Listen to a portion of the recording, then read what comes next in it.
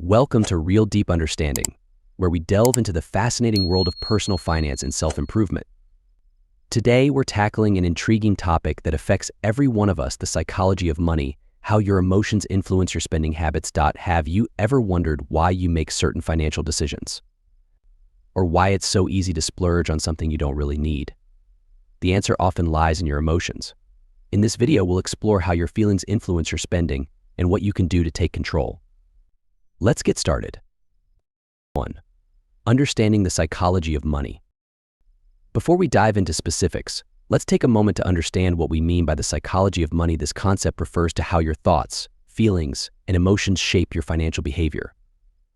While we often think of money management as purely logical: earn, save, spend, repeat, the truth is that our financial decisions are heavily influenced by our emotional state. Why does this matter? Because understanding the emotional triggers behind your spending habits can help you make more informed and mindful financial choices. Instead of being controlled by impulsive decisions, you can start to take charge of your financial future. In this video, we'll break down the emotional triggers that lead to different spending habits, from retail therapy to impulse buying, and we'll provide actionable tips to help you manage these emotions more effectively. 2. Emotional triggers and spending habits. Let's start by identifying some common emotional triggers and how they influence your spending habits. 1. Stress and anxiety. When you're stressed or anxious, spending can become a coping mechanism. This is often referred to as retail therapy. The act of buying something new provides a temporary sense of relief or happiness, distracting you from what's really bothering you. However, this type of spending can quickly spiral out of control, leading to buyer's remorse and even more stress once the bills arrive. 2. Happiness and celebration. On the flip side, positive emotions like happiness can also lead to overspending. Think about it: when something good happens, whether it's a promotion, a birthday, or a holiday, you might feel inclined to splurge as a way of celebrating.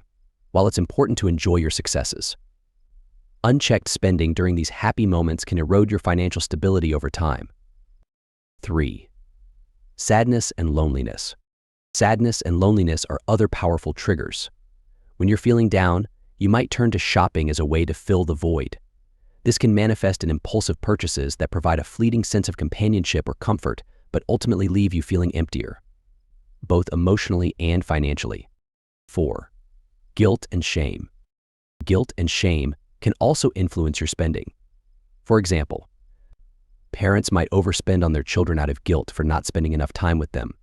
Or someone might buy expensive gifts for others because they feel it's the only way to show love or appreciation. These emotions can lead to unsustainable financial habits that are hard to break. 3. The role of instant gratification.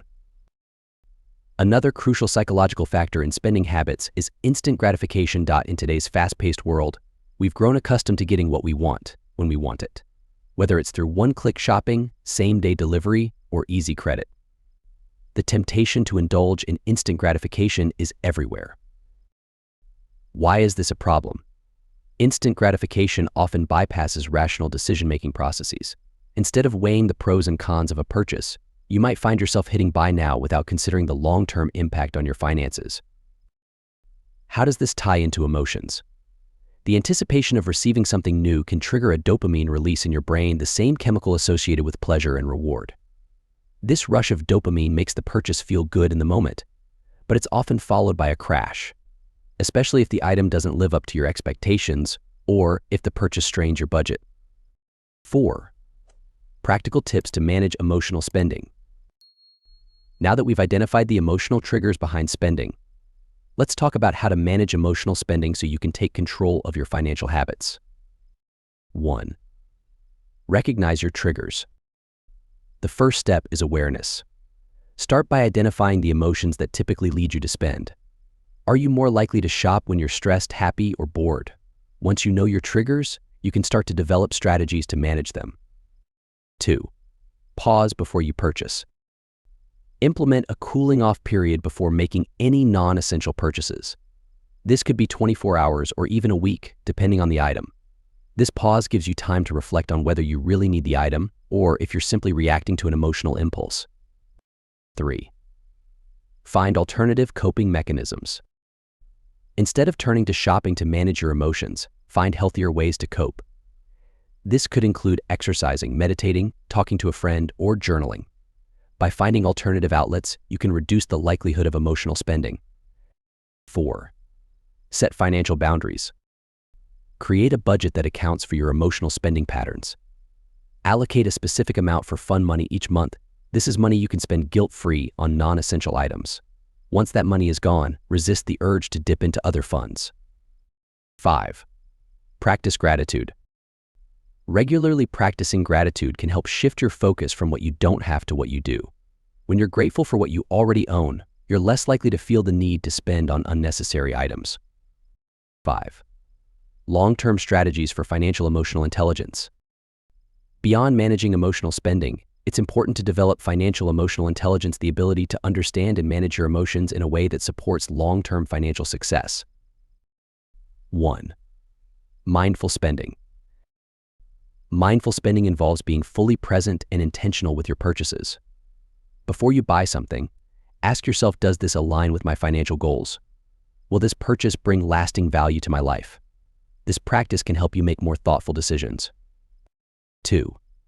Build an emergency fund. One way to reduce stress-related spending is by creating a financial safety net. An emergency fund provides a cushion for unexpected expenses, reducing the emotional impact of financial setbacks and making it easier to stick to your budget. 3. Invest in self-improvement. Consider investing in self-improvement activities that can enhance your emotional well-being and financial literacy. Whether it's taking a personal finance course, reading books on financial psychology, or working with a financial soft, these investments can pay off in the long run. 4. Reflect on your financial values. Take time to reflect on what truly matters to you financially. What are your core financial values?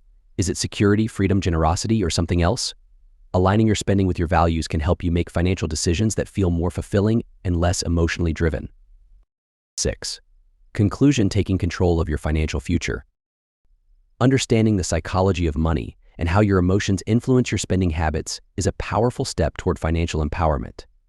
By recognizing your emotional triggers, practicing mindful spending, and building financial emotional intelligence, you can take control of your financial future and make choices that align with your goals and values. Remember, it's not about completely eliminating emotional spending, but about understanding and managing it in a way that supports your overall financial well-being. If you found this video insightful, please give it a thumbs up and share it with others who might benefit. Let us know in the comments below what's one emotional spending trigger you've noticed in yourself, and how do you plan to manage it? See you on the next topic.